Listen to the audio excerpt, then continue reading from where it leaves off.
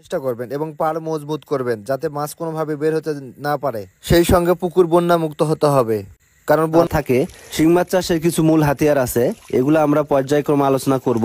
আপনারা সঙ্গে থাকবেন, ভালো থাকবেন। যে কোনো একটা ভিডিওতে আপনাদেরকে বিস্তারিত বলার চেষ্টা করব। এই গরমের সময় আপনার শিং মাছ চাষ আসলে কিভাবে চাষ করলে আপনি লাভবান হতে পারবেন এবং কি কি সমস্যা এই গরমের সময় আসতে পারে, সেই বিষয়গুলো নিয়ে আমরা ধারাবাহিকভাবে আলোচনা করার চেষ্টা করব। কারণ এই গরমের সময়